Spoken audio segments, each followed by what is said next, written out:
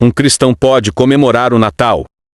Era o 26º ano do reinado de César Augusto e um grupo de pastores e astrólogos chegam em uma casa muito simples e pequena de uma família muito pobre em Nazaré para trazer presentes, ouro, incenso e mirra, a uma pequena criança. Mas não era uma criança comum, não era um bebê comum, era o menino Deus, era o próprio Deus encarnado, o próprio Deus em pessoa. Se assente, porque hoje vem uma história. Comemorar ou não comemorar o Natal? Esta é uma polêmica que não surge agora no cristianismo. Isso existe desde muitos séculos. Como, por exemplo, Orígenes, o teólogo de Alexandria, no século III, era contra a comemoração do Natal por se associar a um costume pagão de comemorar reis e celebrar a vida de reis e dos faraós.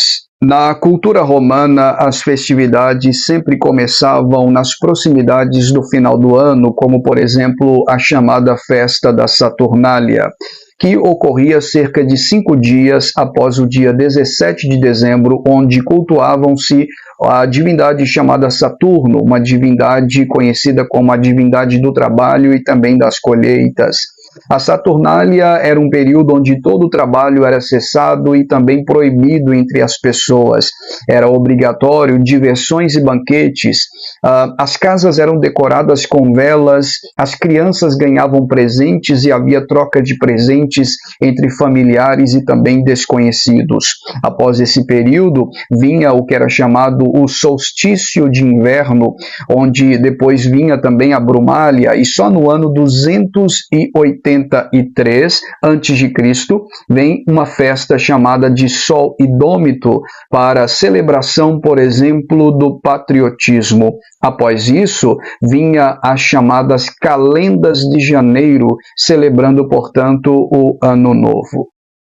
Quando a igreja cristã perde, então, sua identidade e característica teológica ao unir-se ao Estado, deixando de ser, portanto, uma igreja católica, ou seja, universal, e se tornando uma igreja romana, ou seja, estatal, essas práticas pagãs agora começam a entrar como costume dentro da igreja cristã e começam a se associar essas práticas pagãs com práticas cristãs do cristianismo. E várias festas começam a se misturar e se associarem entre si.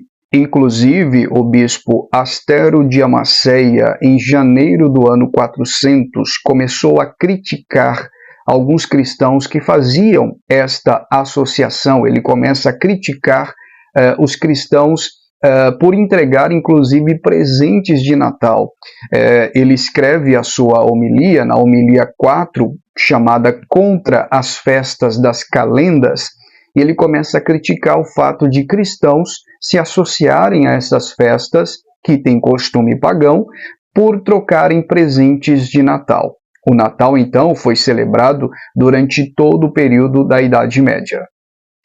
Sendo assim, o Natal deixa de ser apenas uma festa pagã e começa a ser celebrada como costume cristão desde o início da Idade Média até o início do século XII e o final do ano 1100 depois de Cristo. É nesse meio tempo que surge o tão famoso e conhecido São Nicolau, que na época era muito ovacionado pela Igreja Católica Apostólica Romana, claro que de forma herética, beatificado e santificado como um santo.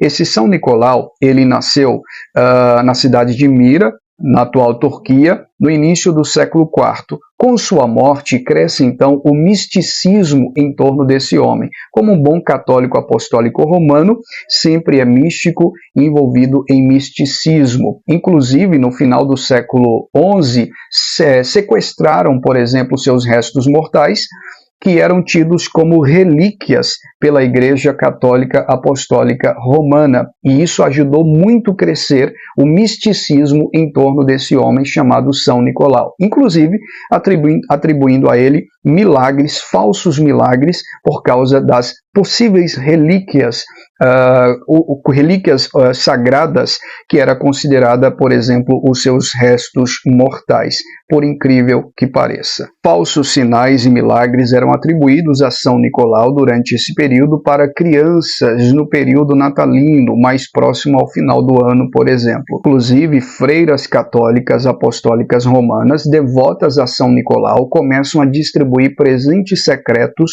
para as crianças durante aquele período e diziam que esses presentes vinham de São Nicolau. Inclusive, isso aumentou e cresceu de forma assustadora por toda a Europa Ocidental, que começou a difundir essas ideias e acreditar nessa crendice, nesta heresia católica apostólica romana por todo o período, por todo o tempo e por todo o período ali na região da Europa Ocidental.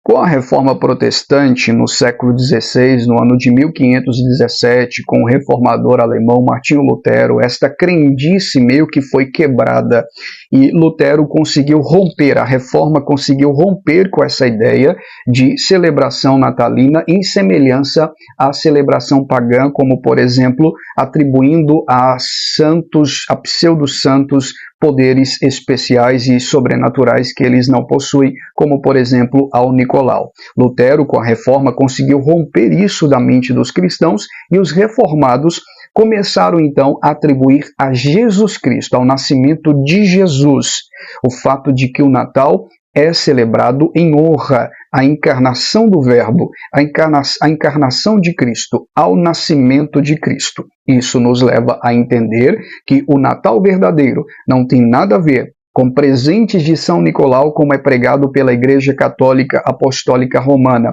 muito menos com o solstício de inverno e também com as saturnálias ensinadas pelas crendices greco-romanas.